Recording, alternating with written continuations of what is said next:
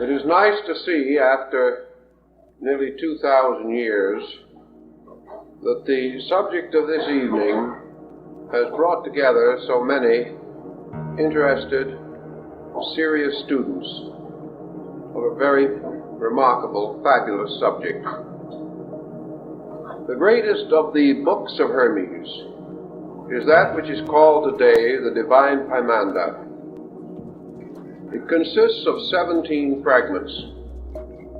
These fragments together cannot be said to form the corpus hermeticum, but they certainly constitute the greatest core of central authority in the Hermetic system. Of these works, the Pymanderies, or the Vision, is by far the most important. It is usually placed second in the collection. The analysis of this work must begin with some effort to determine its place in the literary religious structure of our world knowledge. Actually, by structure, the Vision is a sacred book. It contains within itself nearly all of the traditional elements of a divine revelation. We have no real right to say that it is a plagiarization from other systems, although, as in the case of nearly all sacred books, it shows some indebtedness to earlier or contemporary thought. This must also be said of the Bible, or of the teachings of Buddha, or of the writings of Confucius. Thus we may say that the Vision not only gives us a firm insight into the Hermetic theory, but also explains clearly why this gradually came to be of unusual interest to chemists, and how it made possible, perhaps, the rise of symbolic alchemy. We know immediately when we approach the book that we are in the presence of something resembling an apocalypse. There is a reminiscent likeness to the vision of Ezekiel, or to other ancient literary and religious fragments. On the other hand, there is also a strange note of uniqueness running through the book. This uniqueness is not in the words, nor necessarily in the word pictures which are produced. It is in the arrangement of other available elements. That these elements existed prior to the production of the Hermetic writings, we cannot doubt.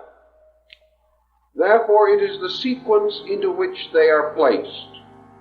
It is the order and descent of ideas which bring with them a certain newness, as though we had taken old and familiar pigments and paints, used a traditional canvas and the well understood brushes and palette, and yet had painted a picture that was new, a picture that combined much of the wisdom of the past and provided a kind of key to open doctrines which had already attracted and held public attention. Thus, I think we may say that the Vision represents a kind of key to the great theological mysteries of antiquity. It reduces them to a reasonable and recognizable order. It is a powerful defense of comparative religion, and like the Apocalypse of John, shows that the author or authors had a wide acquaintance with religions apart from the area in which this work is believed to have been produced. In broad structure, therefore, we have this work that has come down to us as the divine vision of Hermes Mercurius Trismegistus, who is described as a priest of the mysteries of Egypt, and whose writings, according to their own content, bear not the stamp of a man, but the stamp of heaven. And in this work, Hermes is advanced as a prophet, as a minister and missionary of God, as one peculiarly and divinely favored to reveal an essential doctrine to mankind. The work is brief, comparatively, and we can sometimes wonder why it did not gain a greater sphere of influence. In many respects, it has a drama missing in other sacred books. It certainly has a wonderful symbolism which could inspire the minds of many persons to the contemplation of mysteries.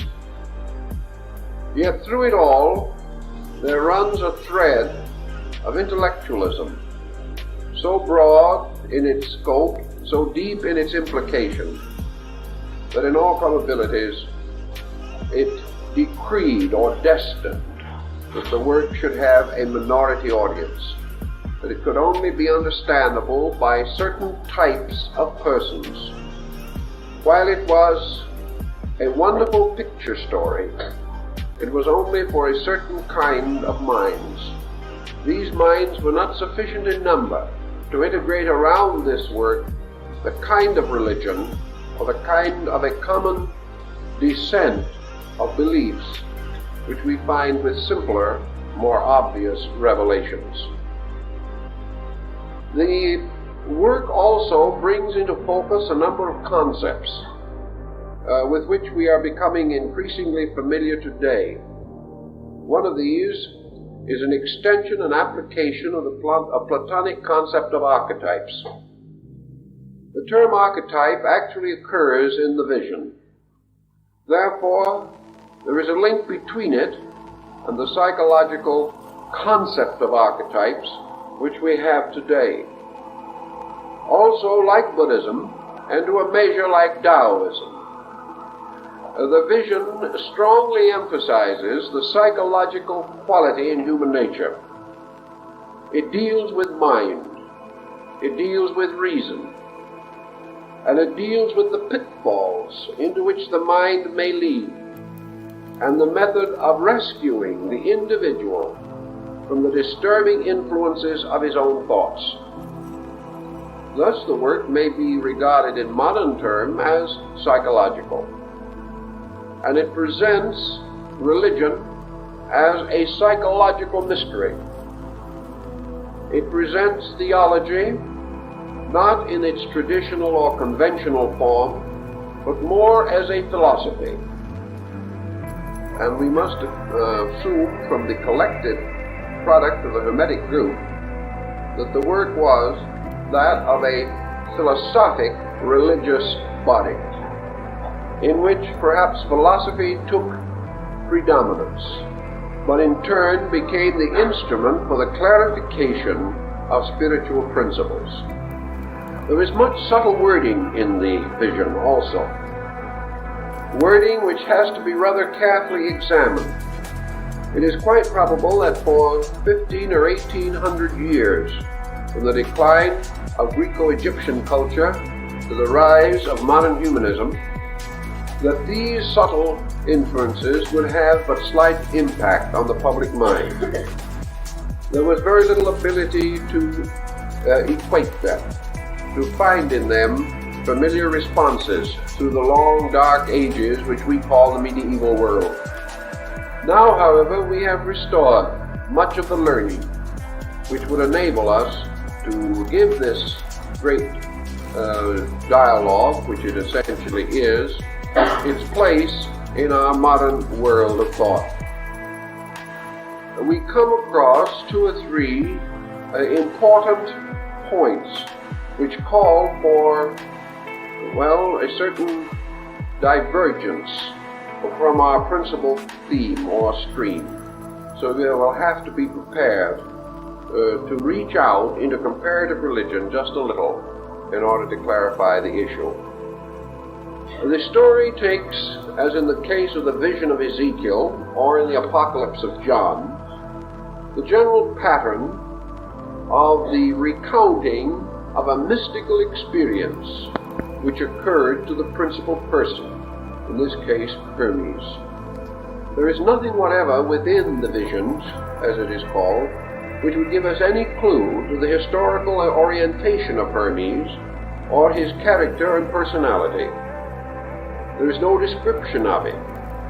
He simply appears as a person passing through an extraordinary internal revelation. And having received the instruction, achieving to a dedication by means of which he went forth to share it with all who would listen.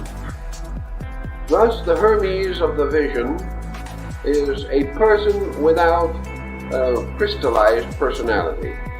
He is an archetypal kind of person. Perhaps he represents all truth seekers, or the truth seeker. Certainly he experiences that which all truth seekers hope to experience, the kind of a reward by which they come in the end to the substance of their soul's desire. So we find, according to the vision itself, this man wandering forth alone into the wilderness. He comes to a distant place, a place apparently barren and forlorn, but one apart from the ordinary habitations of men. Here he seats himself and begins the quiet internal meditation upon the mystery of truth. Now in this meditation we are told in the vision, for example, that Hermes divides himself or separates himself from his body and his senses. This almost immediately gives us a certain hint of yoga or Vedanta, the presence of a discipline by means of which the conscious energies are directed away from objective things is clearly indicated. Hermes was following a formula or a pattern. He was performing a certain kind of devotion. And the implication further is that this devotion is that which was taught in the mysteries or in the secret schools of initiation. In any event, he retired into the inner parts of himself. He relaxed his objective senses. He depended not upon them, but upon the extension of an intuitive nature within him.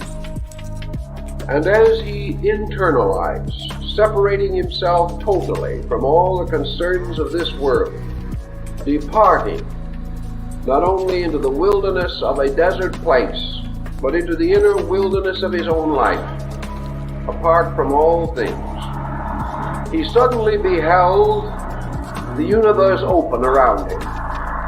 It seemed to break, burst, unfold with incredible rapidity, and he beheld filling the universe, filling space, a strange monster.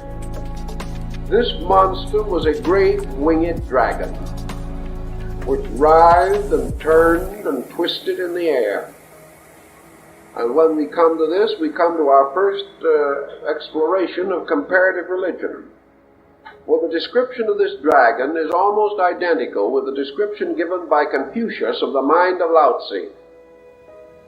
It was this strange, incredible power monster. Something like the Chinese dragon, particularly the imperial five-clawed symbol of heaven. To the Chinese, the dragon was the symbol of universal energy. It was the symbol of life per se. It was the symbol of all power and of God as power. In the vision, this dragon becomes the personification of universal mind, the intellect of the world. It is a creature of vast strength and mysterious appearance, both inviting and menacing, and as the vision tells us, utterly unfamiliar to the normal senses or to the expectancies of man's outward perceptions. Hermes, beholding the dragon, is terrified. But there is nothing whatever in the vision to indicate that this dragon was a monster of evil. It was not.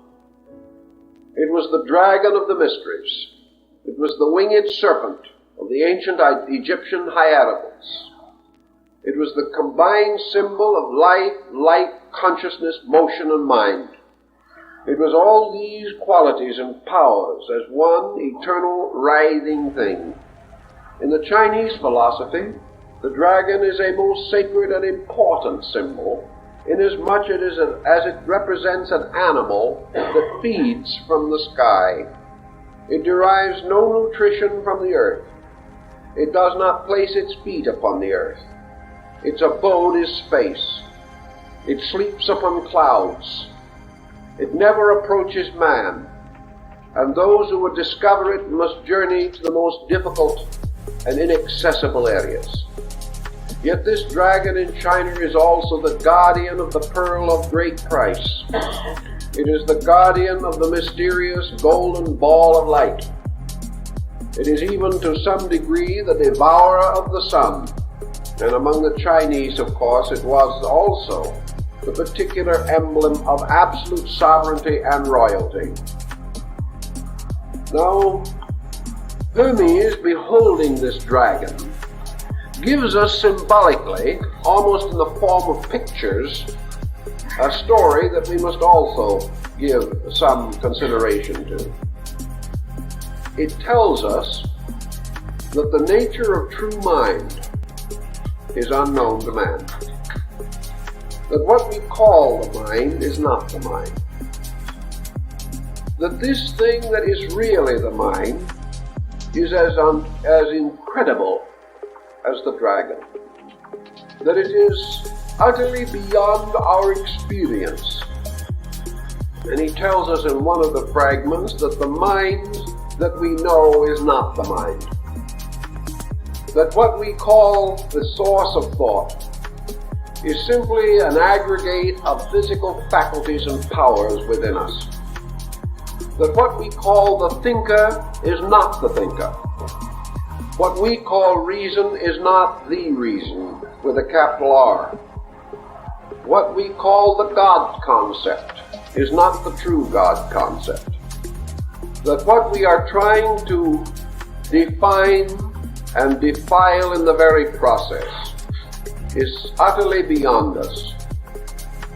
An incredible thing that in its first impact terrifies and brings us to our knees, beseeching it to conceal something of its radiance from us, because it is beyond our knowledge and beyond our power to endure. Thus, we have in the vision the immediate clarification of this thing which Hermes is later to refer to as reason. That this is not the reason of the bookman. This is not the reason of scholarship. This is not the reason which arises only from the experience and contemplation of worldly things. This is not worldly wisdom. This is not the wisdom that is derived from the researches that we know. This is the wisdom which lives and forever exists free in space. A reason that never feeds upon earthly things, but has a life in itself.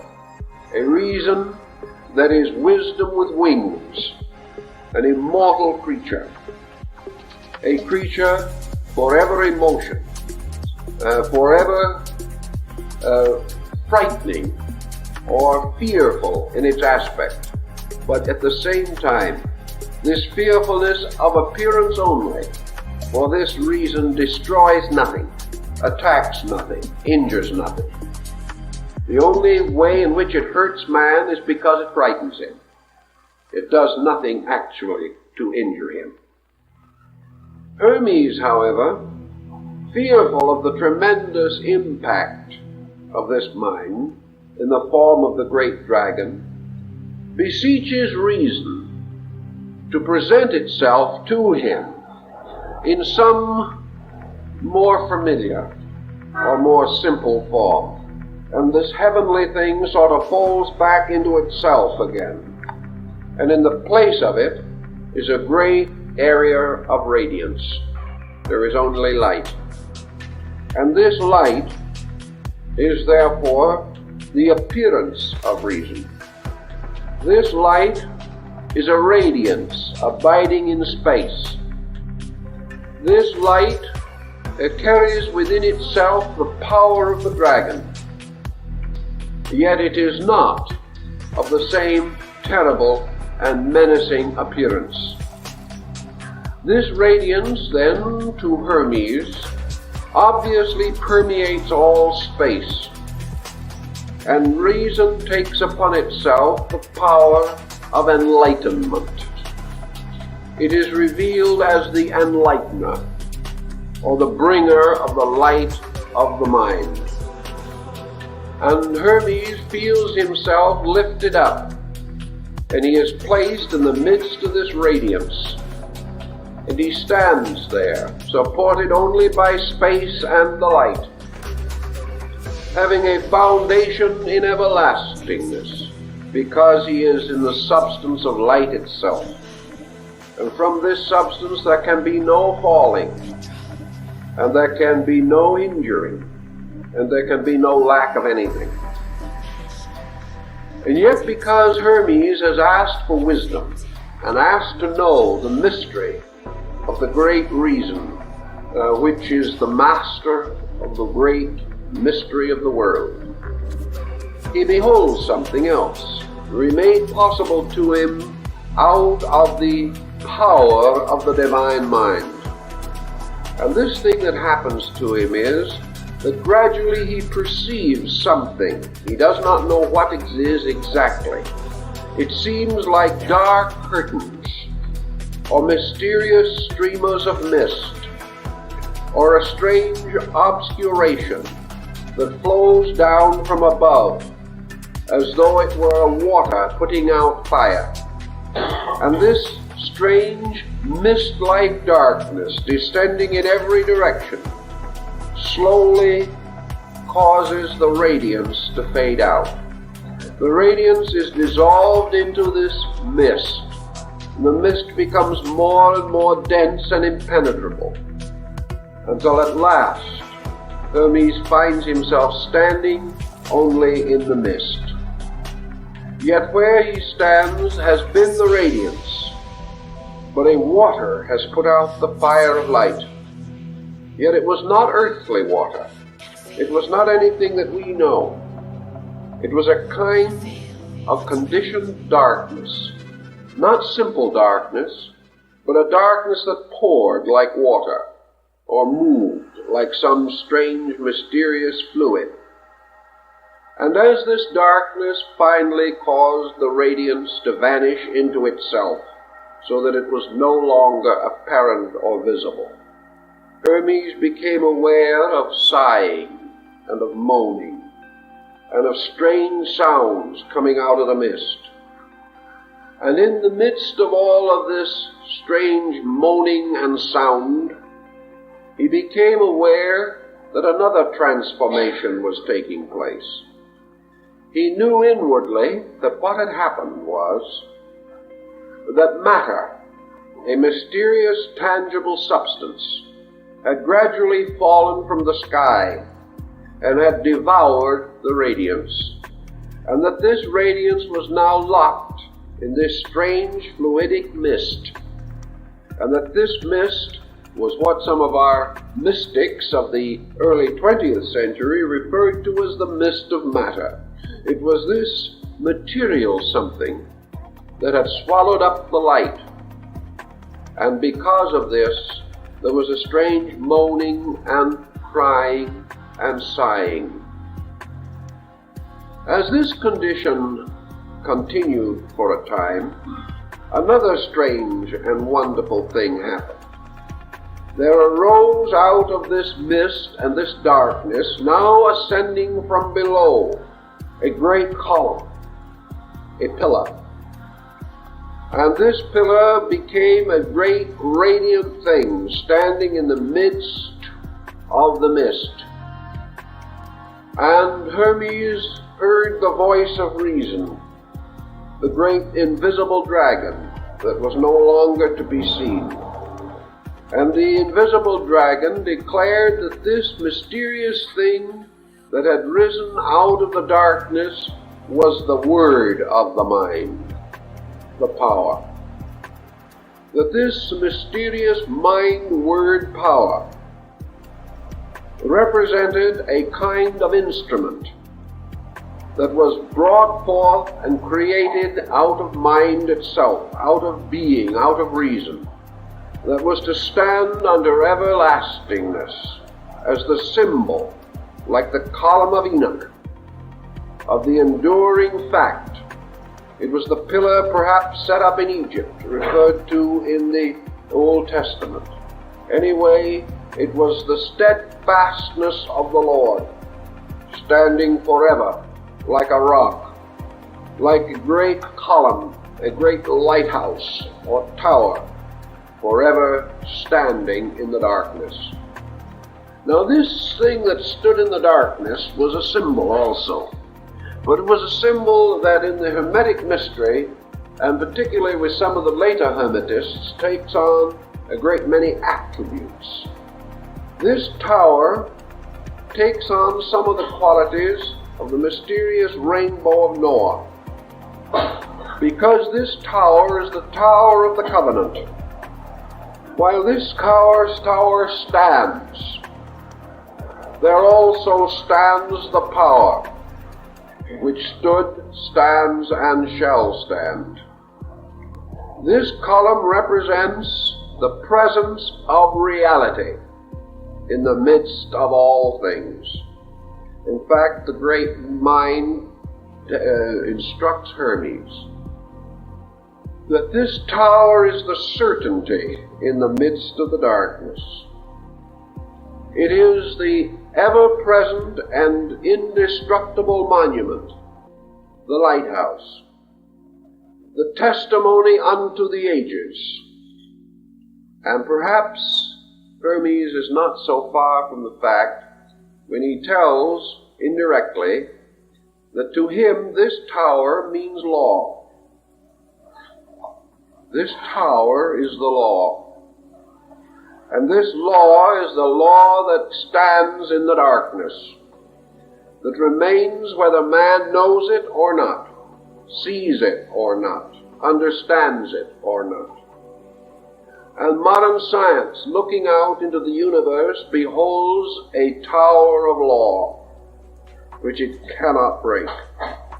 And that which in its own nature is forever invisible, reveals itself by the immutability of the seasons, by the motions of planets, by the great courses of cosmic systems, by the principles of growth in all things, by the harmonies of elements, by the structure of cells, and by the mysterious formulas which by their reversal can even split the atom. Every one of these things stands as a strange lighthouse in the darkness, bearing witness to the fact that this world in which we live is forever supported and sustained by the single column of the divine will, that this will is the proof that God cannot, has not, and never will depart from his world, that this principle stands forever. So in the midst of all uncertainty, man searching for truth may detect the presence of these eternal landmarks, these principles and invariable patterns, which impel Lord Bacon to say on one occasion that it is not necessary for God to prove himself by miracles, for his commonest works are in themselves miraculous. This thought, perhaps, is the principle behind this concept. Certainly, it is the column standing as the inevitable, visible, knowable, tangible proof to the eternal power that never ceases, never changes, and can never be destroyed. From this tower, then, also comes other thinking and other value. For this tower, more or less, bears witness to the power of deity.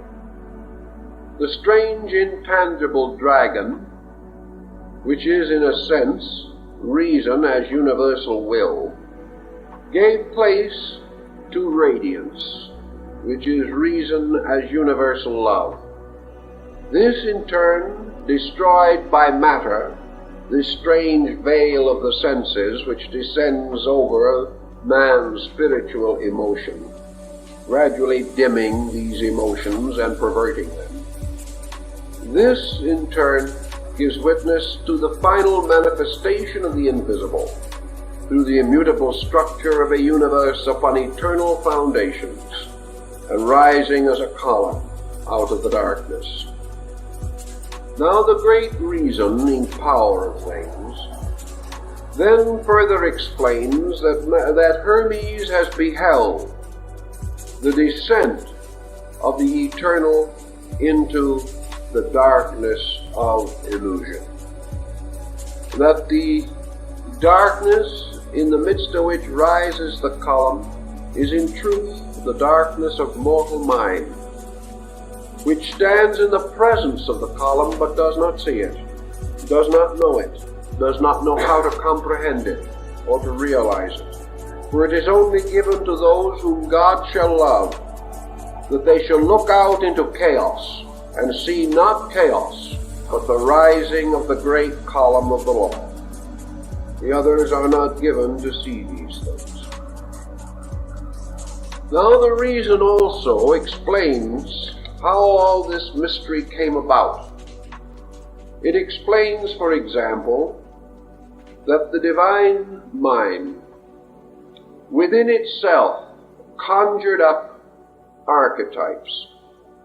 These archetypes are its own thoughts, and the divine power of mind reason, reflecting upon its own nature, caused to arise within itself thought forms. These thought forms being what the modern psychologists might call the wishful thinking of the infinite. The infinite possessing within itself absolute potential, and with also the power of absolute transformation of potential into potency. The universal mind began to devise out of itself the devisements of itself.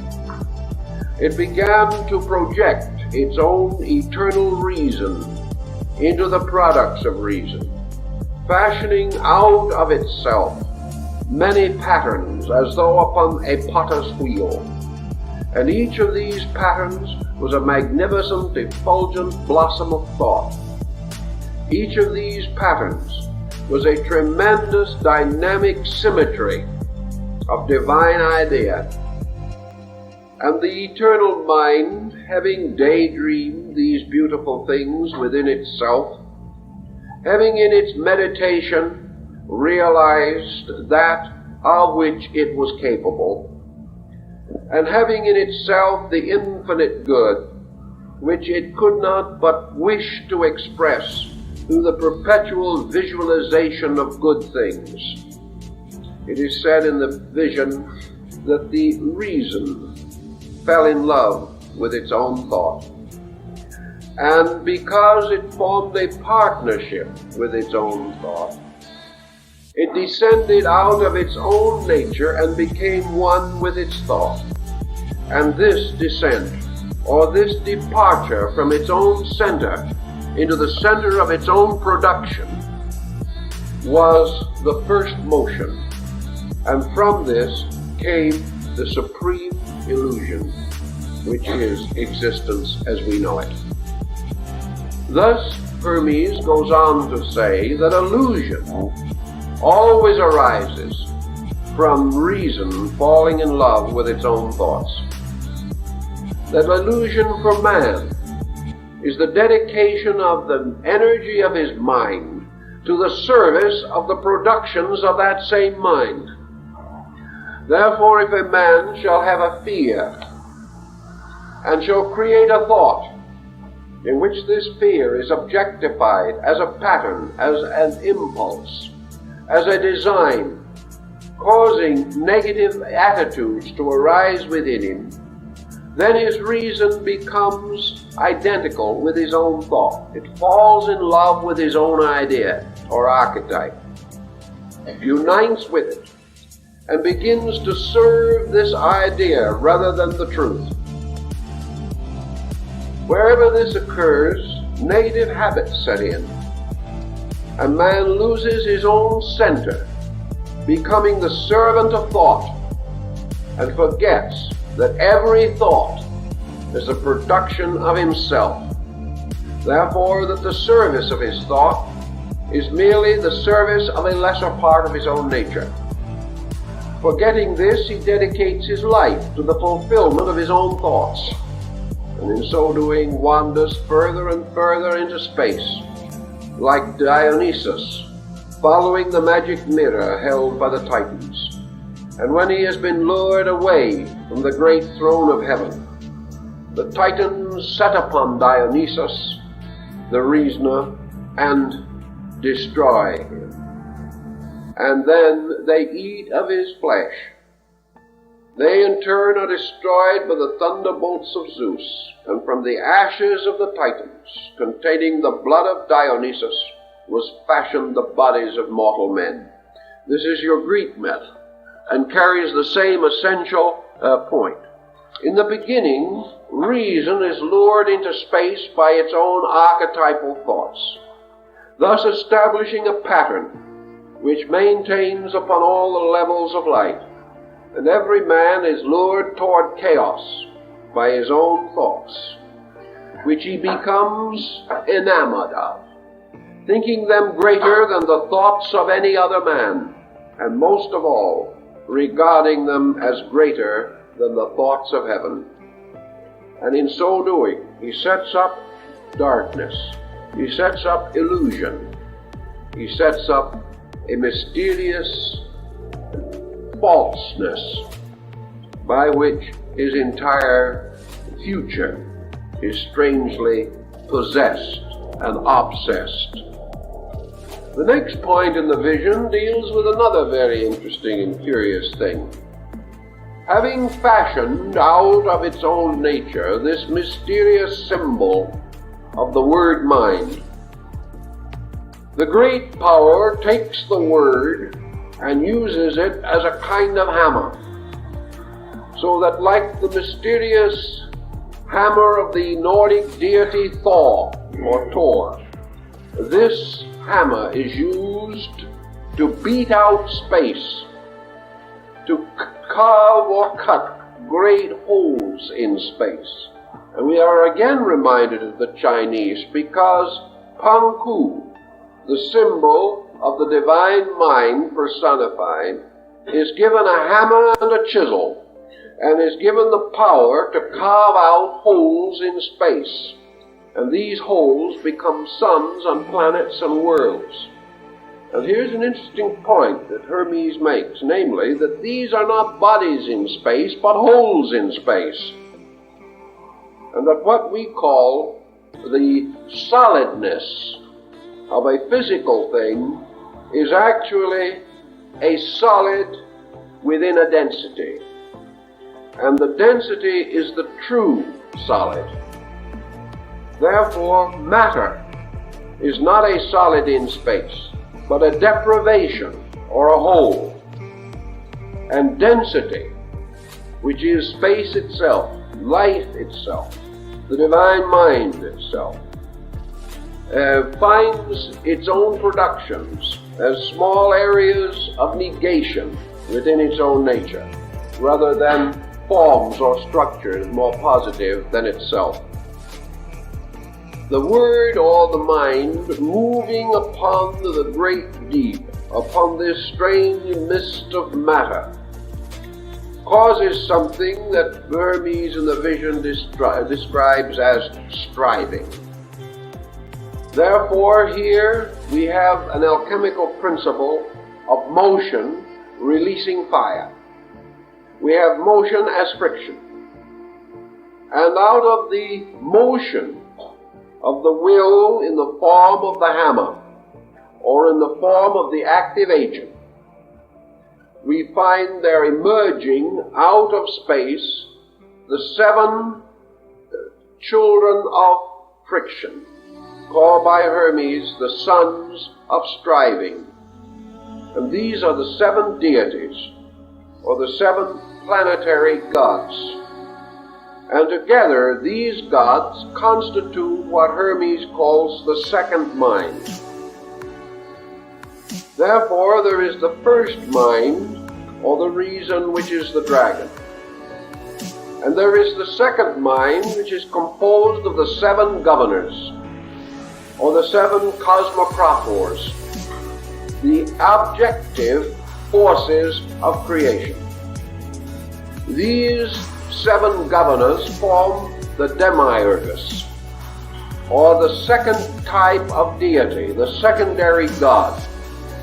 And to such orders of deities would belong Zeus in the Greek order, or Jupiter in the Latin. These deities are the objectifications, the coming forth out of the darkness of cause into the great world of effects.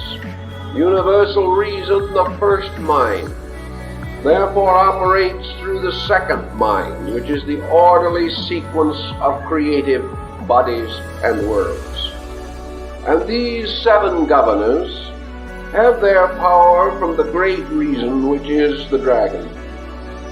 But they disseminate this power from themselves into the world, calling forth out of the darkness the shadowy substance of creation. These are indeed the spirits that move upon the face of the waters.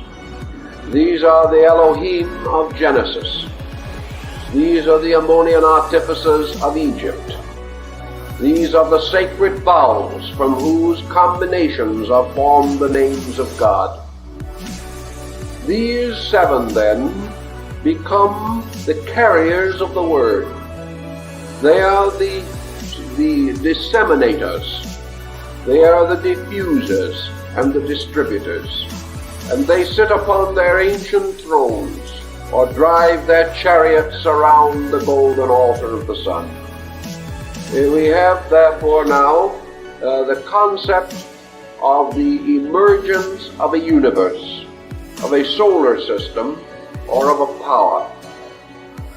Now in the midst of these procedures, Hermes beholds something still further. He beholds rising out of the deepness and darkness of things, Anthropos, the divine man. Anthropos seems to stand in the midst of all things. He appears to stand as an isolated and lonely creation. As Goethe says, twixt heaven and earth dominion wielding. This is the mysterious, primordial, archetypal, universal man. This is the total man. This mysterious great man of the Zohar, who stands with his head in the heavens, one foot upon the earth and the other upon the oceans. This is the great macrocosmic man. And this man, in the Hermetic doctrine, is the one and only begotten Son of the Father. And this is the man that stands forth as Anthropos, the man which is the son of the mind, the son of reason, in whose nature have been gathered, all of the celestial elements. For this man is the final and most perfect of the archetypal projections of the mind of the Creator. This man, therefore, is that being made and fashioned in the image of the reason of God. Now we said that this man, we mentioned in a previous lecture, efforts have been made to parallel this man with the Christ of Christianity as the only begotten, and also strangely as the celestial Adam. This power, which is also found in the writings of Bemi and is symbolized by an upright, light letter A, even as the relapsed Adam is represented by a black letter A. This celestial man, however, is not truly a Christian figure. This does not mean that it is opposed to Christianity, but it cannot be said that this archetypal man of Hermes is simply patterned upon the Christ concept. Nor could it be safely said that the Christ concept could have been patterned upon this. It stands apart. For this man, fashioned by the Father, is truly the Redeemer of the world. It is truly the creature that was made to be proprietor over all things. It was this creature that was given the right to be a citizen in space, to wander from star to star, to gather experience in the great meadows of the constellations. This great man, this mysterious shadowy archetype, was a perfect, magnificent, heroic creature, almost in itself a god, yet a product of a god. And into this archetype, all of the essentials and essences of the divine nature were united, so that truly it was the noblest work of the Creator, and was really a kind of projection of himself. There may be a parallel to this in the idea of Osiris being reborn in his own son Horus. For it was through this great man or universal being which it had fashioned that reason came into its perfect rulership over matter, because this archetypal being was virtuous, gracious, full of light and wisdom, defective in nothing, deficient in nothing, because within it were all the potentials and powers of the eternal reason. Thus, in a way, eternal reason is consummated in the concept of archetypal human reason. Not the reason of the schoolman, but the reason of the internal intuitive being. For this being was not embodied. It was simply a great design, a great living archetype. Into this archetype, however, the Creator placed not only the tremendous potential of its own being, but it placed therein also the peculiar habit of itself, namely the habit of daydreaming. This creature, like its father, could project thoughts from its own mind.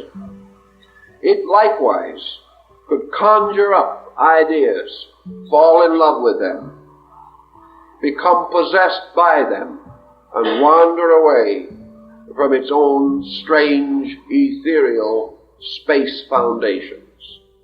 And there is a wonderful word picture of this universal man, this Anthropos, standing upon the rings of the seven governors, or the masters of the planets, and gazing downward into the mystery of the unknown. Hermes tells us then also a very interesting fact that I believe has become quite a point in Jungian psychology, namely that in the presence of the unknown, man is always in the position of being liable to a fall. The human being cannot, apparently, in his own personal psychology, survive a kind of mystery, which if it ever grasps him or envelops him, leads him into the strangest and most distant departures from reason and common sense. And in the vision, this anthropos, this divine man, standing with the governors of all things, looks down into the abyss, looks down into the strange whirling shadows, somewhere in the midst of which there is a broad, desolate, plain-like area, matter. Matter which has swallowed up the radiance of the dragon. Matter, all of the atoms of which are seminal with God, filled with the seed of God, filled with the power to bring forth dragons of themselves, filled with life, this life being more or less than the thought of reason, the eternal thought of the eternal thinker. And then the Pymander shows a certain indebtedness to Greek mythology. For this anthropos, this heavenly man, gazing down into the abyss, gazes as though into the depths of a still pool, or upon the surface of a burnished mirror. And looking down into the abyss, he is like Narcissus in the Greek legend. He sees, looking back up at him, a strange shadowy likeness of himself. This is the projection of his own thought in the daydream of creation.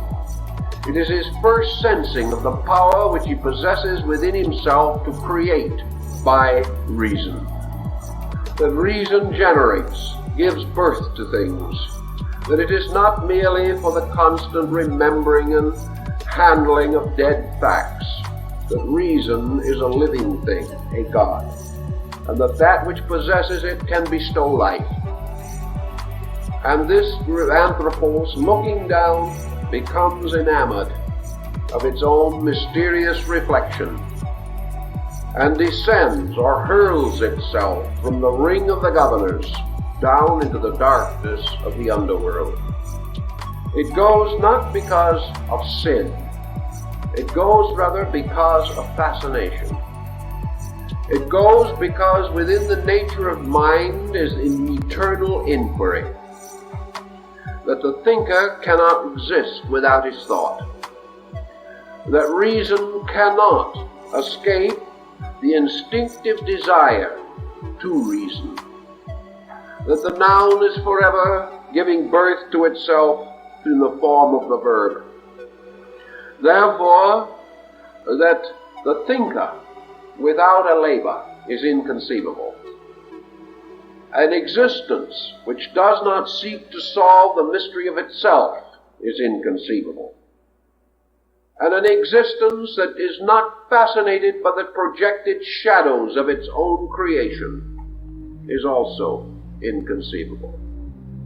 So we find this universal man moving downward, precipitously, but voluntarily.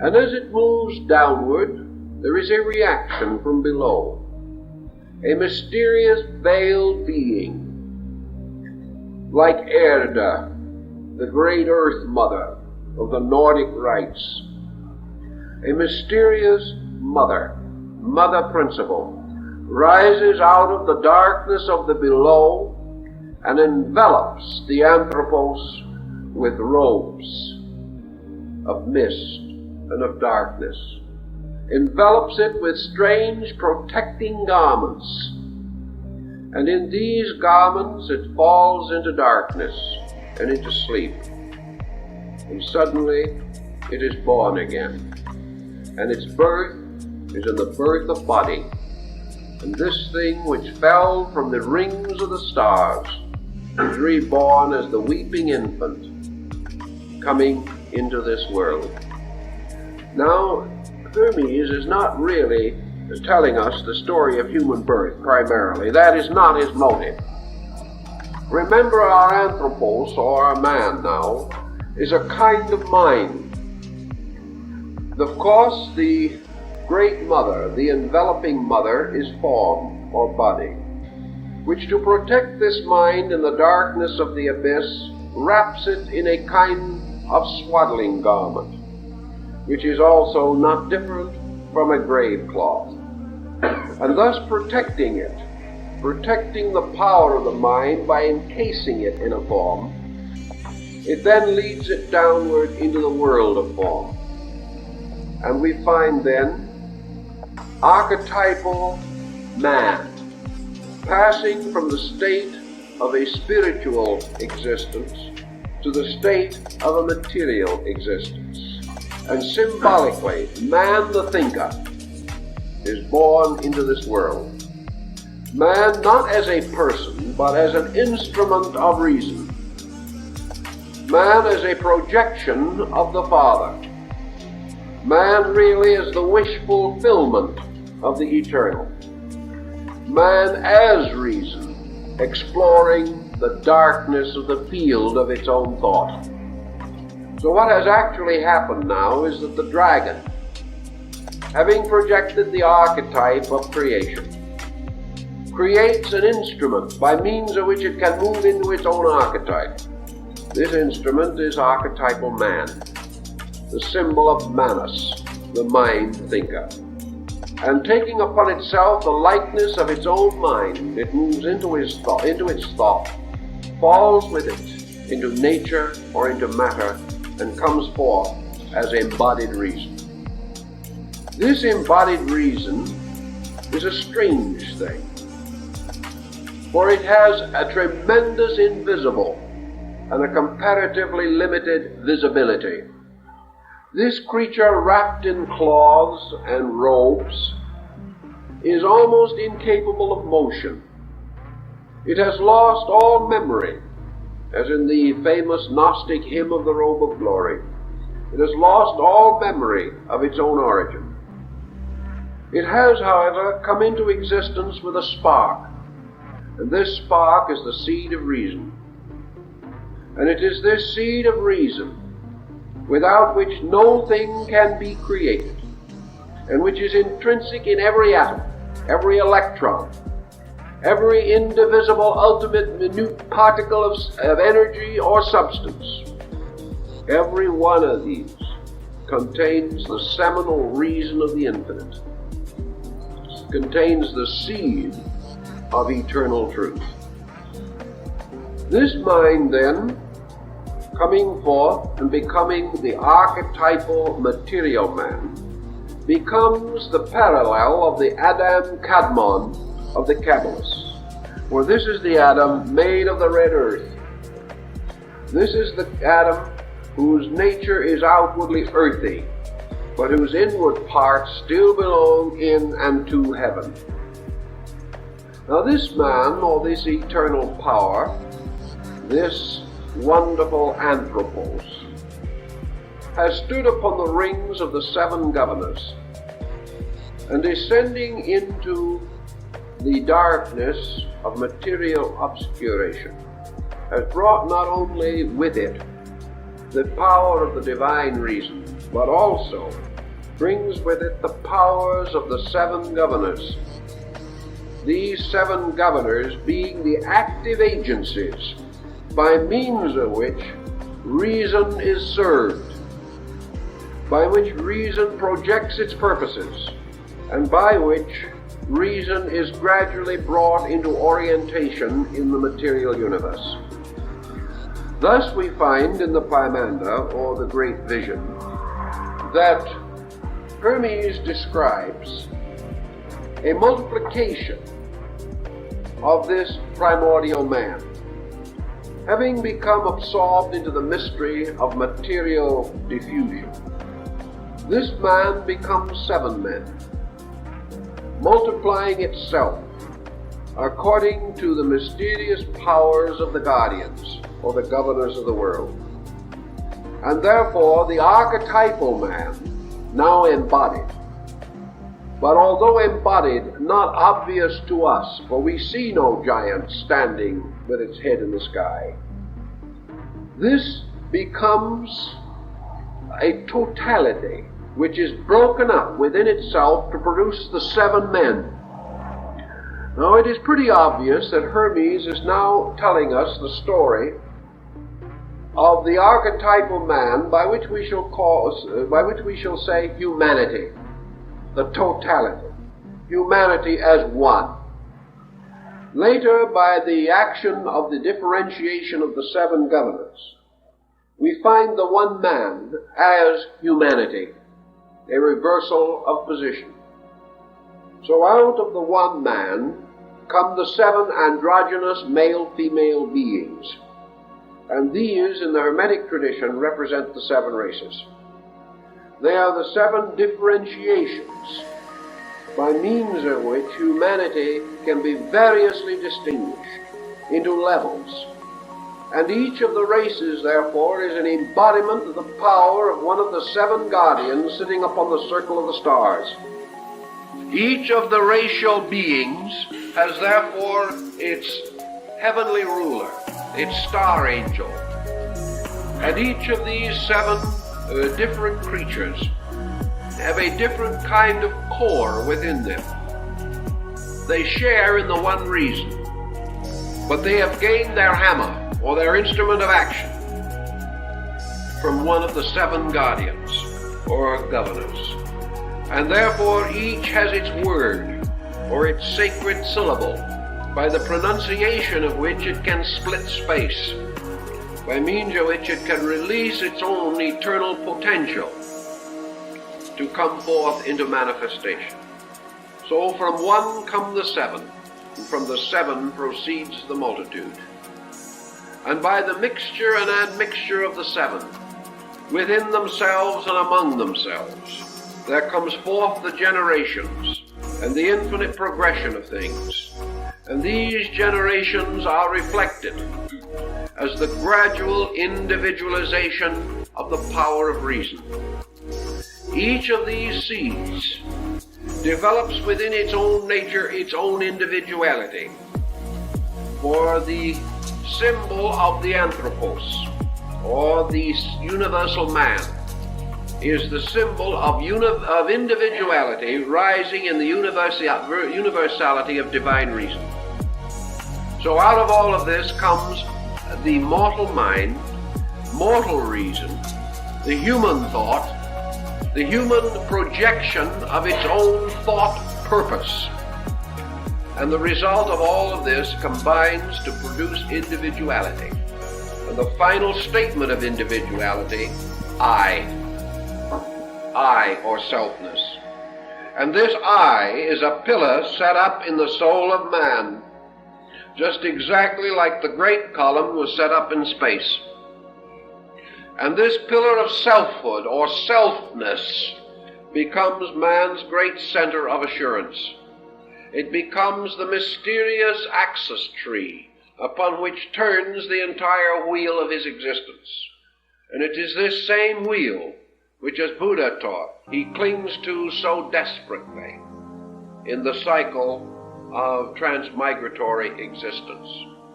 So there is an I, a column set up in the soul, which to each individual becomes the peculiar symbol of his godhood. But this symbol of his godhood is a strange and illusionary thing, and in the pursuit of it, man passes into a constant procedure of separation, segregation, division, further division, until finally, out of the one comes the circumference of ultimate diversity. And while the eyes shine like little stars, matter becomes an incredible area of selfnesses. And these form a new kind of matter, which is interesting and curious in itself.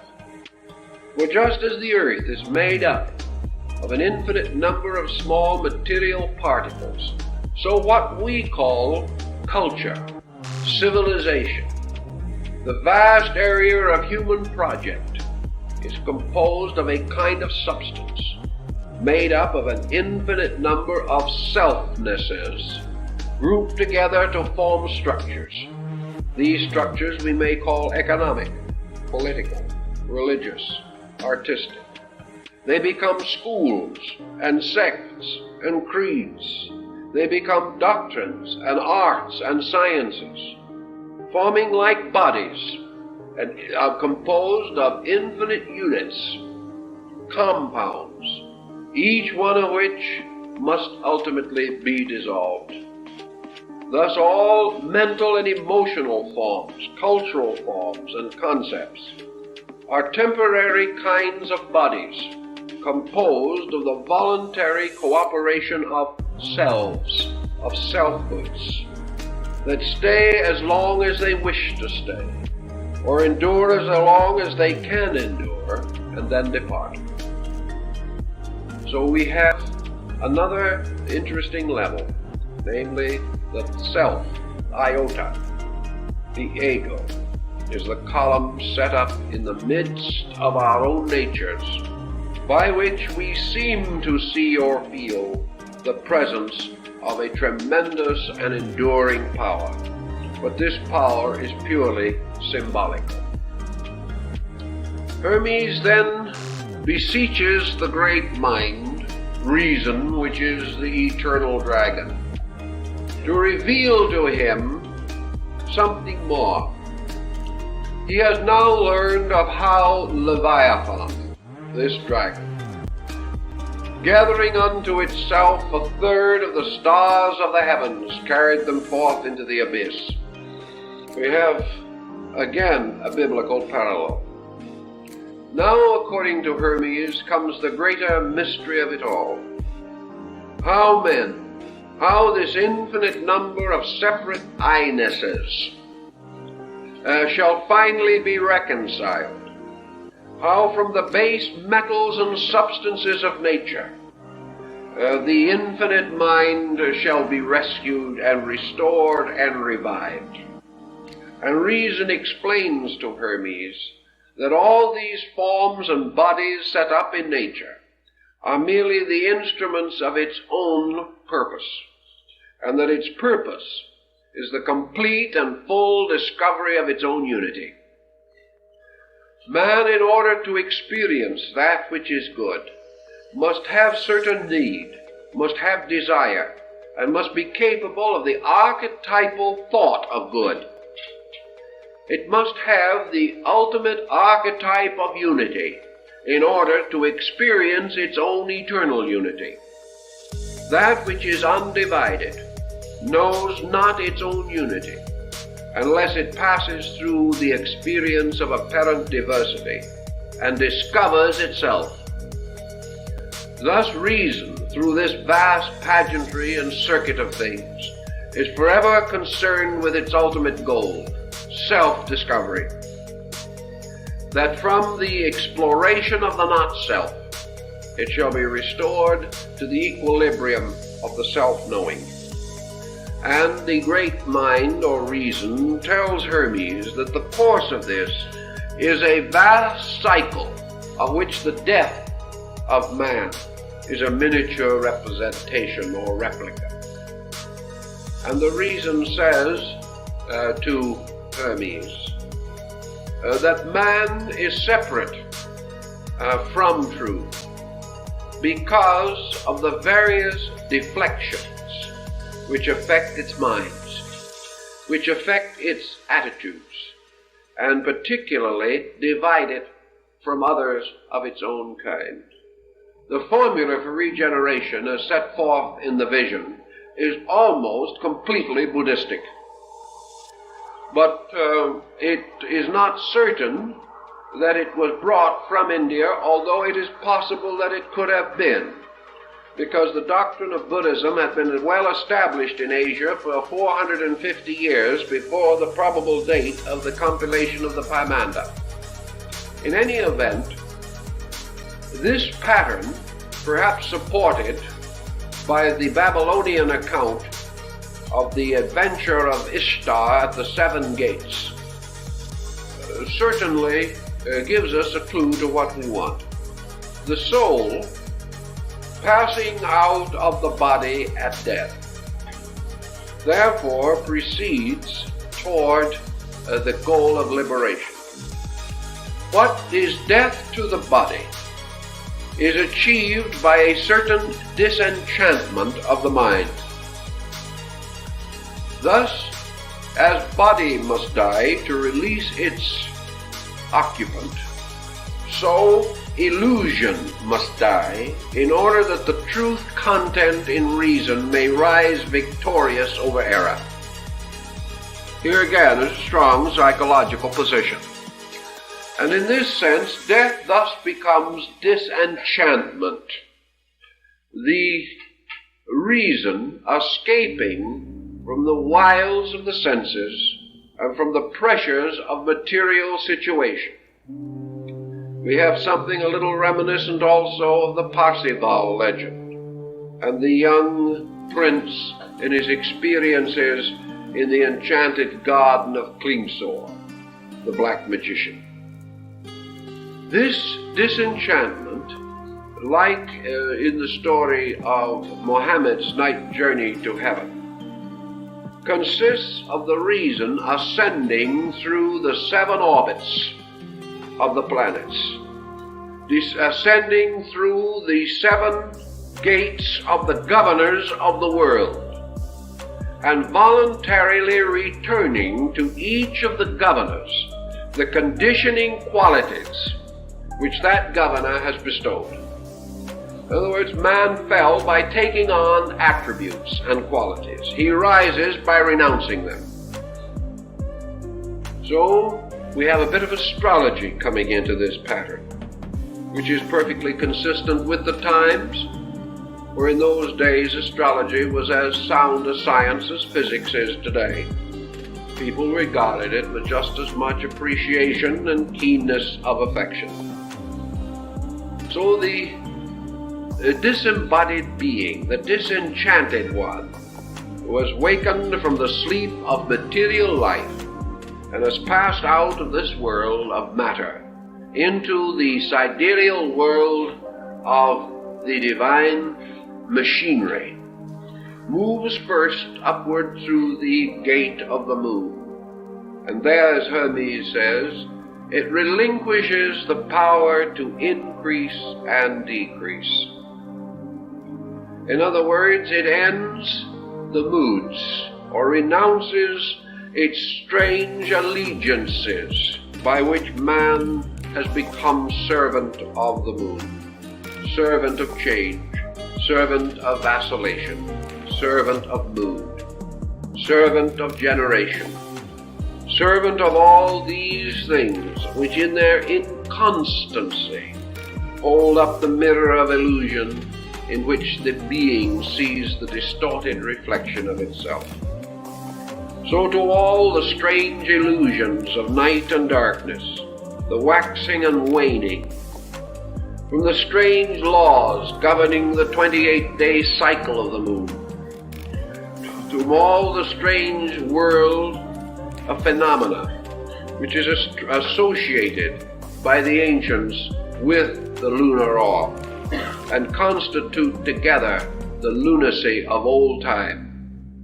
These are rejected, cast off, returned again to their custodian, where they shall be held to be used by others who need them. But now the soul is returning to its homeland, and having relieved itself from all of these mysterious bonds and bondages, the soul then ascends to the gate of Mercury, and here it returns to the guardian or the worker of the gate, in its own way, those things which belong to the world of Mercury. And Hermes says that these include all manner of deceit, all manner of false thinking, all schemes, all plots and strategies, all brilliant intellections which have no substance in themselves, false knowledge, false learning, sophistication, that by which brilliance is mistaken for truth, and the light of sophistry is substituted for the light of reason. These things must return again. A man to pass through the gate and ascend must pay the fee of the gatekeeper, and at each gate the gatekeeper demands its allotment from the nature of man, so that at each gate man loses something of his mortal or corporeal nature. And he ascends to the third gate, and here he must restore to Venus those things which are the peculiar province of this goddess, and most of that which he must restore is vanity. Vanity must cease. He must never again be moved by appearances and the outward semblances of things. He must not chase the will-o'-the-wisp of gratification or of idle fortune, nor must he in any way be deceived by the seemingness of anything. He must penetrate appearances, seeking for that beauty which is in the soul of things, and not indoctrinated only by those symmetries and graces of form which he has mistaken for the presence of reality. Having paid the keeper of this gate, he goes on, and approaches the gate of the sun. And here, to this guardian, to this one of the seven governors, he must restore its substance, which is ambition. For here he must return to the gatekeeper all of those things which bear upon greatness, all desire to excel others, all comparative search for self-aggrandizement, to escape from the illusion of high office or the delusion of humility and humble station, to escape also from the temptation of possession and the great temptation of all, to use what we have to the detriment and destruction of those who have less. This must be left with the keeper of the gate of the sun, and then the soul proceeds onward to the gate of Mars. And here the gatekeeper also demands his fee, and to him must be returned all contention, all discord, all hate, all warlikeness, either of the mind or of the body. Here likewise there must be an arbitration of every conflict which can possibly affect adversely the spiritual destiny of the soul. To Mars, therefore, must be given back temper, anger. Even righteous indignation has no place. All things but gentleness must be renounced. And then to the gate of Jupiter the soul ascends. And here it must perhaps sacrifice more than in any other place in our way of thinking today. For here we must sacrifice judgment of others. Here we must sacrifice the type of thinking which many people regard as philosophical. We must give up the mental solution to the mystery of life.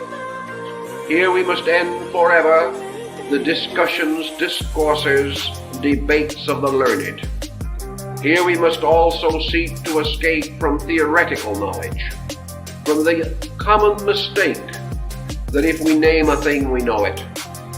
Here we must reform the whole concept of our higher learning, making it identical with the quest for reality, rather than the accumulation of a wealth of ideas, which may seem to be a marvelous fortune, but really are only a burden to the spirit. And having passed through this gate, the soul comes finally to the gate of Saturn. And here it must give up those things which are its most basic ideas. Its belief in life and death. Its belief in happiness and sorrow. Its belief that this world bears anywhere within the substance of itself any injustice. Also, we must give up all compromise about the laws of nature and the laws of God. Here we must give up all evasions. We must give up everything which seems to point to the permanence of our illusionary state, so that indeed, from the gravity of this planet, we have gained a gravity which holds us down, and we must return it, so that we are once more free of motion, that we move with the moment, that we master the mystery of time, that we overcome forever past, present, and future in ourselves, becoming now not only bodiless, but timeless, dwelling in space. And having so done, according to the old beliefs, we were returned again to the infinite, in the strange whirling rings of Saturn. And the soul which has ascended above the seven governors then enters into what Hermes calls the blessed state of the eighth sphere. This eighth sphere, which in the old astronomical system corresponded with the MRKRYL, or the abode of the angels, or the abode of blessed spirits, was also the sphere of the fixed stars. Here the reason, having liberated itself now from all worldliness, passes into the contemplation of the divine universe, not again necessarily coming face to face with the great dragon, but beholding directly the works of reason, beholding as Hermes did in his vision, the unfolding of the resplendent world of absolute law, beholding truly the angels and the stars hymning the wide-eyed cherubim, beholding a magnificent garden in space, a garden filled with the flowers of truth. Here the being comes into the certainty of the divine good, lives in the world directly of the fashioning of God, and beholds inwardly the faces and substances of the divine powers, thus having ascended through the mystery of the ladder, or of the seven conditions. The being, no longer conditioned, moves again into the archetypal state of pure reason. This, to a certain degree, corresponds also with the ladder of illumination described by Plotinus, the Neoplatonist, where it represents undoubtedly the progressive refinement of man's consciousness, and his motion from opinion to sense, from sense to knowledge, from knowledge to wisdom, from wisdom to understanding, from understanding to intuition, from intuition to illumination, and from illumination to God. It is an ascending order, and this constitutes unquestionably the presence in the Hermetic doctrine of a distinct discipline, perhaps corresponding somewhat to the chakra system of yoga and Vedanta, and again in the vision of the Apocalypse of John, these levels and layers through which the soul ascends are, of course, the seven churches which are in Asia, and the victory over the seven governors corresponds to the opening of the seven seals. These analogies and parallels bring us again, finally, to the contemplation of released or illumined reason. Reason which, by virtue of itself, now reasons about but one subject, and that is deity. Not deity theologically, but deity as totality.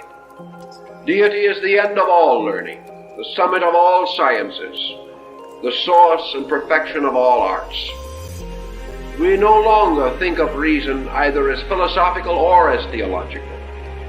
It is now simply the total knowing of the total thing to be known. Hermes, having received this part of the revelation, brings to us another interesting situation for us to consider. He asks the great mind, the great reason, the dragon, something about the nature of the expectancies and hopes of mankind about all this. He knows, and perhaps has already been told, because the original sequence of the verses or sections of the vision is not really known. He anticipates, at least, that he is about to set forth upon the ministry of service, that he is to bring the message of the great dragon, that he is to become the instrument for reason, that truly it is not himself but the divine reason in him which is to speak. And he asks, naturally, to whom shall the reason speak, and who shall understand the reason? How shall this strange ministry be promulgated? And the dragon answers him very, very definitely, but of course, as always in these cases, a dogmatic way which is not clearly practical, at least not in its first presentation. First of all, the reason assures Hermes that the secret of the final liberation of all things is that the same reason which in its substance overshadows and permeates is also the same reason which in its fragments, divided and embodied, must accept the doctrine. Thus reason speaks only to itself. It speaks from the total appearance of itself to the diversified appearance of itself. And because every germ of life contains the seed of reason, this seed can be restored, it can be released, can ultimately be raised from the darkness of its ignorance to an abiding in eternal light. However, this reason, in the case of mankind, is deeply buried and hidden within the structure of mortality. It is obscured, punished, almost destroyed by the senses. It has slight, if any, opportunity in the confusion of our outward living to achieve its proper and purposeful end. Therefore, the divine reason tells Hermes very simply that the course of procedure, much as in the biblical parable, is that Hermes shall go forth and sow the seeds of reason, that he shall bring the message, and the message shall fall upon fertile ground and upon sterile ground. And there shall be some who will immediately accept. There are others who will ultimately accept. There are many who will not accept, for time or time and a half times. That there will be those who, understanding, will in various degrees of intensity rise from the darkness of their sleep and search for this reason which is the true substance of themselves. There are others again who will believe it but will not seek. There are some who will say, this is true, but it is not for me. There are others who will say, sometime, but when things are different, I will search, but now I cannot. There are others still who will say, I would like to search, but my worldliness is stronger than my faith. Therefore I shall cling to that which I know. At some time, perhaps, I shall know more. All kinds of humanity. And there are some who shall blaspheme the reason, shall deny that it exists, and say that man comes out of the earth and will return to it, and that is all. And these shall be considered as abiding in a strange, thrice dark darkness. For they are not only without the light, but they are without the vision of the need of the light, and they are without the possibility of the hope of the light. These different beings will variously react, and some may turn upon Hermes and injure him. Some will ridicule him, Some may attempt to destroy him. Others will pass him by and ignore him. And a few will listen. More will argue. And some in turn will attempt to convert him to their ways. But in all cases, it is his duty to preserve always the vision and the reason, to serve it in every way that he can. And if it shall happen that a man shall not come to know the reason of the world, because the voice of Hermes has not reached him, or the voice of other prophets sent by God have not come to him, or men have so diluted the words of the prophets that they can no longer guide their lives by the ancient ways, these men are not lost. They are not destroyed, nor is there for them any great and eternal evil. They shall simply at death go to sleep. And they shall sleep, and they shall move in their sleep through the gates and the keepers of the gates. And in their sleeping they shall pay no fee, and they shall return nothing to the keeper of the gates. And they shall return again into the great eighth sphere, but they shall sleep. And they shall sleep through the mystery of this, and in their sleeping they shall float into the sphere of the stars. And in the sphere of the stars is a river, flowing forever, which is called by us the river of stars, the Milky Way. And this Milky Way is the nurse of little souls, and it nourishes them out of the milk of life. And when the souls reach this, they shall enter upon the stream as little ships upon a river, and they shall float, and float, and float. They shall float back again, down into the world, and be born again. And so they shall float back into the dream, and into the illusion from which they have never awakened. And they shall rest for a little time among the stars, and then they shall be born again in this world. And they shall keep on this cycle until they awaken. For they cannot be released until consciously and voluntarily they return to the seven guardians, the fees of the payment of the seven spheres. This, Hermes is told by the eternal reason, is not because God loves or hates, because God punishes or rewards. For there is nothing that God could hate but himself, nothing he can reward but himself. There is nothing that he can say, well done, to, except the doing of himself. There is no way in which a part of himself can be lost to himself, for he is all and he is forever. Therefore this great cycle goes on, not by fear, not by hate, not by punishment, nor by reward, but because it is under the mysterious axis which is called the spindle of necessity, upon which all things turn. And these are the roads and the ways and the machineries by means of which the divine power fulfills its own work. They are the functions of its body, just as circulation and assimilation and excretion are functions of the mortal body of man.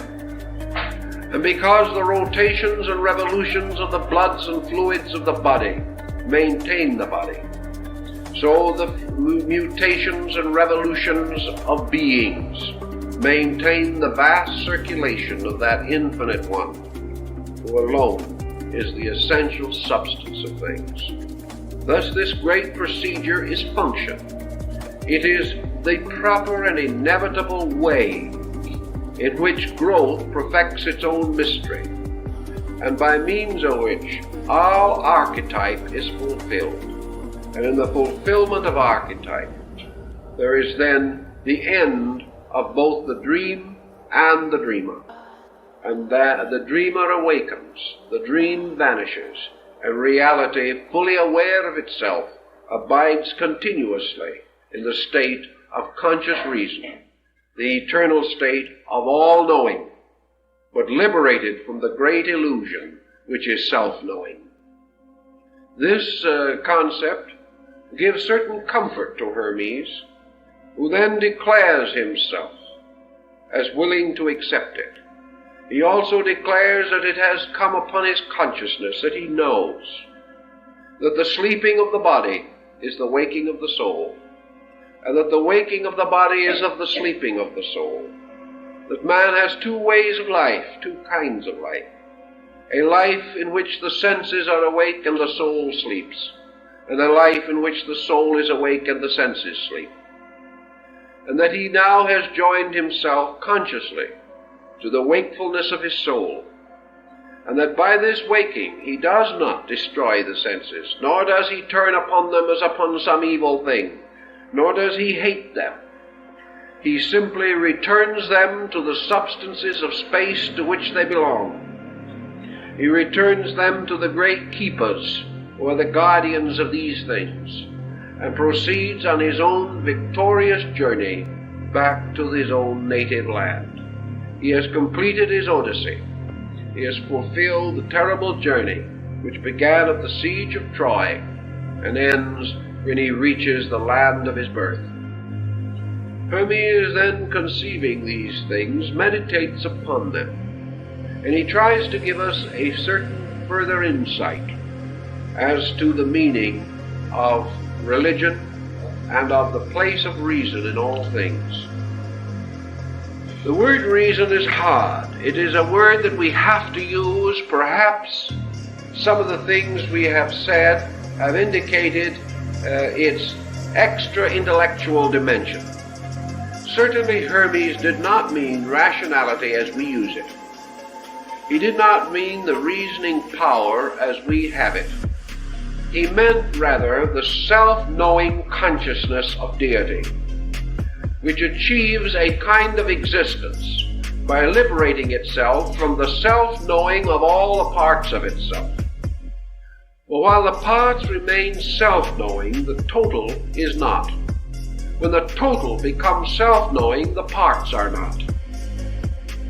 It is a formula, and it is a formula that is to be found in many ancient works, but perhaps nowhere evolved and developed with as much dramatic insight as in the Hermetic legend or fable. Also, Hermes accepts this reason as a kind of complete and total insight without condition. In other words, reason implies complete freedom from the pressure of sensory perception. It implies complete liberation from any false pressure of thought or emotion. Reason is the pure power of rational cognition. It is that which inevitably turns upon fact and moves into identity with truth. Reason is therefore a kind of undisturbed ability to approach the thing in its substance, and is utterly impossible so long as pressures of any kind, mental, emotional, or physical, color or influence cognition. Thus we have in the concept of this pure reason almost a Buddhistic idea. The sense of nirvana as we find it, the samadhi of the saint in Eastern mysticism, this condition of the total experience of reality without the recognition of self-existence, the drifting of the personality to sleep, in which in this moment, when the personality ceases, the universal part, the universality takes over, opens and rushes in upon man, perhaps even with the terrible aspect of the great dragon. Sometimes also in the subtle radiance with which that dragon later enveloped its power so that it was more easily cognizable by Hermes. But in this pure reason is pure knowing, the knowing of causes, the knowing of things not by their names but by their substances and natures. Pure reason is therefore the utter cognition of total existence, total life, total energy, total God. And this cognition, by its very nature, as Hermes himself realizes, moves the individual gradually from his own existence to something else. Hermes fully realized that this ultimate state of reason could not belong to man. This perfection of cognition, this total apperception and apprehension of all things, was no longer a human faculty. There could be only one all-knowing power. There could be only one reason behind all things reasonable. Therefore, man himself could not ever become totally perfect in this rational faculty. The only answer was that as man ascends and leaves his humanity behind, he leaves also behind the mysterious image of the redeeming man, the anthropos. For the anthropos represents man's awareness of his nearest proximity to reason or reality. Thus the anthropos represents the extreme of conscious learning, conscious wisdom, conscious understanding. It is the highest state in which a being can contemplate its own source. Therefore it stands above the circle of the worlds. It stands as the only begotten. It is selfhood, the only born of the selfless. Man, therefore, can attain, perhaps, to an heroic state, for the hero of the Greek is the anthropos of Hermes. Man can reach a condition where perhaps all knowledge shall be granted unto him, where everything knowable he shall know, where everything learnable he shall learn, and everything capable of being understood he will understand. But when he attains that, he stands on the borders of space. He stands gazing out upon the final expanse of actual participation, identification, by means of which all things observed and contemplated have their intervals removed. This man cannot achieve by his own reason.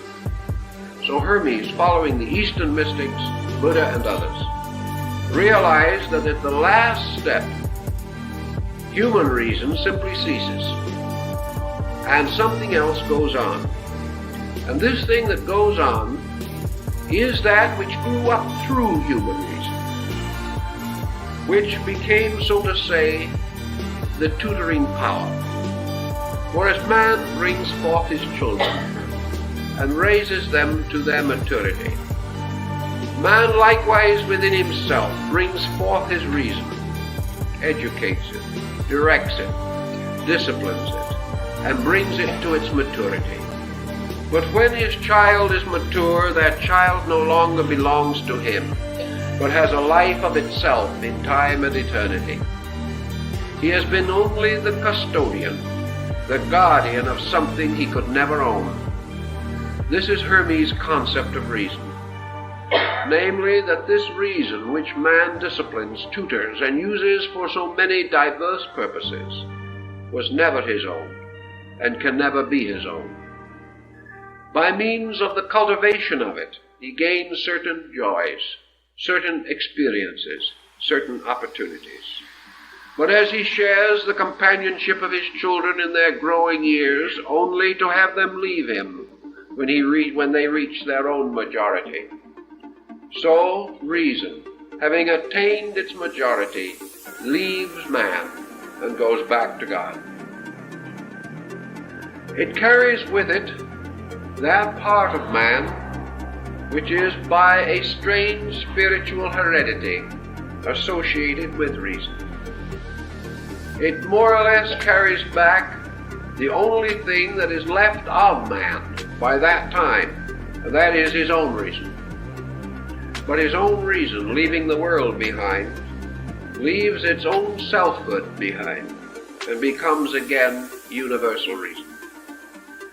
So as Hermes is told by the great mind, or the great dragon, the only reason a man can be saved is because the divine reason is in him, that it cannot be taken from him. He may conceal it, and if he shall rise against this reason with all of the skill and bitterness of his own disillusionments, if he shall become like a fallen angel, a rebel in space, so that he raises his hand against heaven to destroy it, though he deny heaven, though he deny God, though he deny reason, though he lock himself for 1,000 lives within the small circle of his own contempt, he can do nothing. This reason cannot die. He must ultimately join all that has gone before and walk the path that all others have followed. For this reason will never die, will never rest, will never surrender itself. It will survive all antagonism and all resistance, and will ultimately proceed to its own source, drawn by the power of itself, which is greater than the power of the whole world put together. Therefore, nothing can ultimately fail, but things can be unreasonably and unnecessarily delayed. What is the objection to delay if men want it? The universal reason says, the objection to delay is man's objection to the consequence of delay. The individual, in his own objecting, becomes miserable. The individual, burdened with the results of illusion in his own character, comes under pain, suffering, misery, and loss. As in the philosophy of Buddha, man passes under the keeping of suffering. He must pass through all causations and consequences due to his own ineptitudes. Therefore, the way of reason is the way of peace. It is the way of release from obstacle. It is the natural and proper way that a man should go. It is perfectly proper that a parent shall raise the child. It is perfectly proper that it shall guard it and educate it and bring it through many dangerous periods perhaps, and sit by the side of sickness in the night, nursing and praying that the child's life shall be spared. It is also proper that the parent shall enjoy the life of the child and shall look forward to the fullness of that life for the child. But when the child grows up, which is like human reason reaching its majority, the parent, the old body, the personality with its senses and its limitations and restrictions, shall be so selfish as not to release the child, that the parent shall try to dominate the child, shall hold its life beyond the proper time, shall make this child the servant of its own happiness, instead of freeing the child to live the life that was its proper purpose. If, therefore, having brought the child to majority, the parent then continues to press its own will upon the child, then this child's life is damaged. Then there are sorrows for both child and parent, and perhaps the child will rebel, or perhaps the parent will have a broken heart because it has not received the sympathy and understanding which it feels it deserves for having so faithfully reared that child. This is the problem of reason and the mind. When man's mind reaches a point of skill whereby it is capable of sustaining itself and having its own life, it is then the proper purpose that this mind reason should be allowed to grow, Man should not bind it to merely the satisfaction of his senses. He should not overshadow it like the ambitious parent. Man should not take the life of this free reason and bind it merely to avarice, to selfish personal gain, nor should make this reason the servant only of its senses, of its passions, of its hates and its fears. In so doing, it oppresses the child which it brought up. It refuses to free the reasoning part to fly upward to the sky and to the light according to its natural destiny. Thus man can delay the return of the seed of reason to its eternal ground. But he cannot prevent it, for in time this struggle, this conflict will exhaust the selfishness of man. He cannot go on forever. He cannot be hurt forever. At last, raising his eyes, asking the heavens for pity, he must come face to face with the column of law that rises in the sky, and he must realize that against the eternal will he has struggled in vain, and that his waves breaking against reality are themselves broken, but reality stands unmoved. Thus in the Return to Reason, Hermes points out that eternal reason, speaking through him, Hermes, gave its message to his disciples, who are also reason, that one speaking to another is one speaking to the same, that everywhere the message goes forth, and it shall come as a ray of light to the sleeping seeds of itself, and they shall burst forth out of the earth, and those who are ready shall follow, and those who are not ready will not follow. This following is of no importance, nor does it have any meaning, because all these things are within the common reason, which is the infinite good.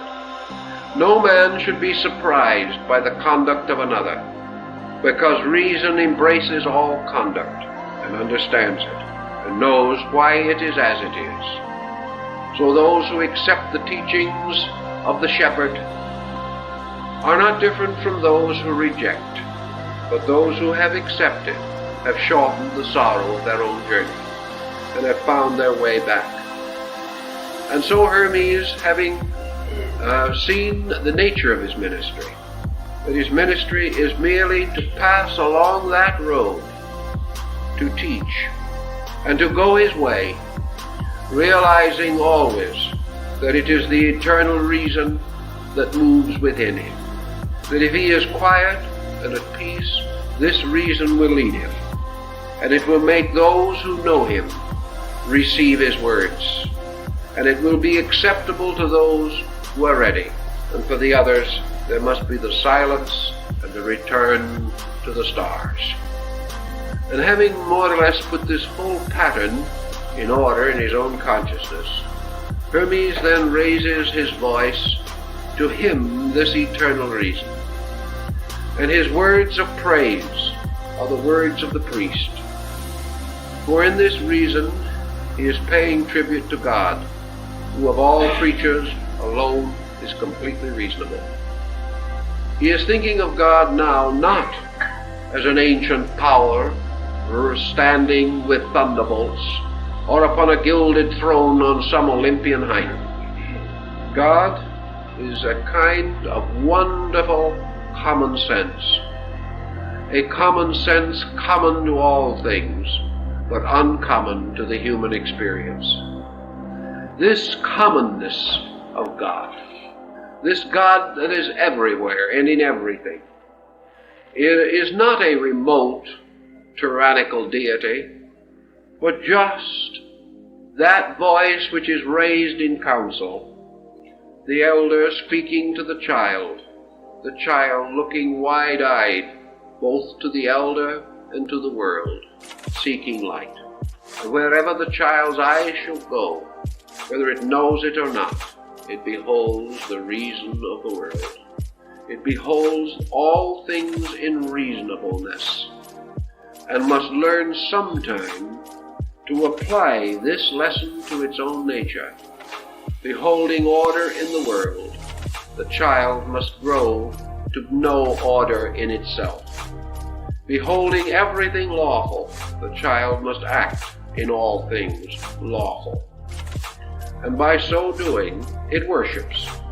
For worship is nothing more or less than the living of the common sense of God in nature.